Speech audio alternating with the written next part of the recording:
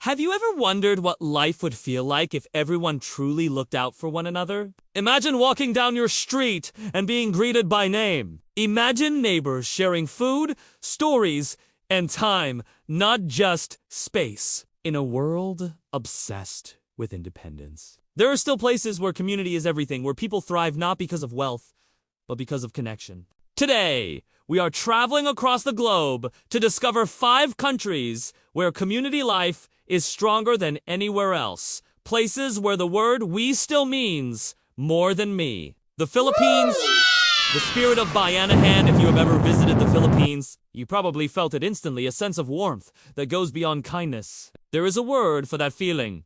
Bayanihan. Bayanihan is a Filipino tradition of communal unity and cooperation. It literally means to move together. Historically, it referred to the act of neighbors helping one another move their house. Yes, an actual bamboo house lifted and carried by a whole group of people. Today, Bayanihan lives on in every neighborhood, every village, and every smile. When disaster strikes, typhoons, floods, or fires, communities come together within hours. You will see people sharing food, rebuilding homes, or simply sitting together through hard times.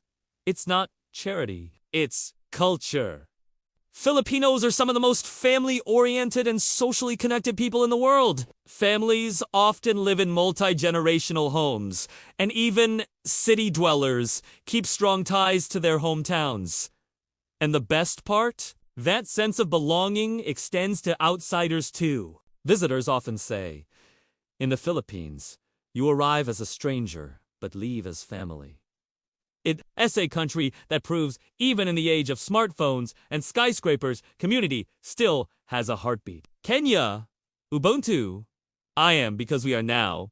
Let's travel across the Indian Ocean to the heart of Africa, to Kenya, a country whose soul is defined by community. Here, there is a philosophy called Ubuntu, a Bantu word that means I am because we are. It is not just a saying, it is a way of life. In Kenyan villages, families share not only land, but life. When someone is sick, the entire community shows up. When a wedding happens, it becomes a village-wide event. And when a child is born, that child is raised by everyone, uncles, aunts, elders, neighbors. There's a deep sense that no one stands alone. Even in cities like Nairobi, ULL finds social groups known as community saving circles where friends pool money to help one another start businesses, pay school fees, or manage emergencies. Ubuntu teaches people that your success means nothing if the people around you are left behind. It's an unspoken rule, a shared responsibility. And perhaps that's the most powerful thing about Kenya's culture. It reminds us that true wealth isn't measured in currency, it's measured in community. Bhutan, the nation of collective happiness next stop. High in the Himalayas, we find Bhutan, a small kingdom that measures its progress, not in GDP, but in gross national happiness. If there's any country that embodies community harmony, it's Bhutan. Here, people believe that happiness comes from balance between the individual and the collective, between progress and peace.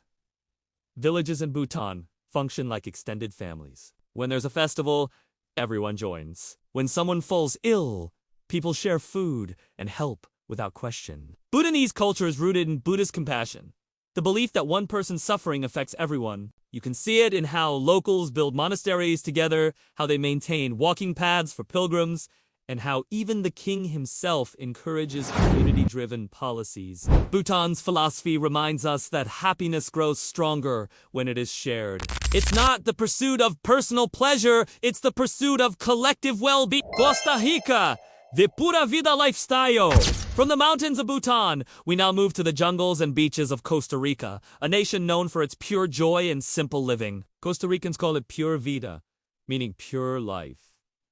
It's not just a phrase, it's a mindset. People here live longer and happier than most places on Earth, especially in the famous Nicoya Peninsula, one of the world's blue zones.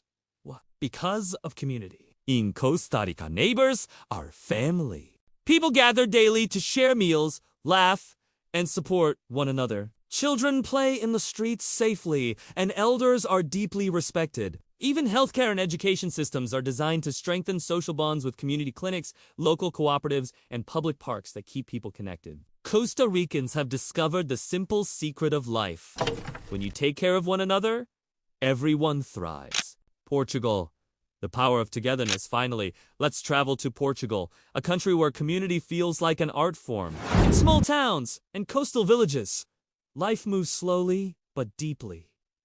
Neighbors stop for long conversations. Families gather for Sunday lunches. And festivals light up entire neighborhoods with music, laughter, and shared food. Portugal has a strong tradition of saudade, a word that expresses longing, connection, and love that transcends distance. Even when families are separated, the emotional bond remains alive and warm. There's also a deep intergenerational respect. Elders are seen as the heart of wisdom, and young people often live close to or even with their grandparents.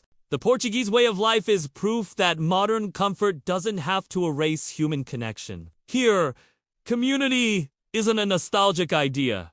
It's everyday life. Conclusion: what these countries teach us. So, what do the Philippines, Kenya, Bhutan, Costa Rica, and Portugal all have in common? They remind us of something modern society often forgets, that happiness is shared, not owned. In these places, people may have fewer material possessions, but they have something far more valuable: belonging. They live slower, love louder, and give more freely. They have found a way to turn simple togetherness into true abundance. And maybe that's the lesson the rest of us need right now, to stop asking, what do I have?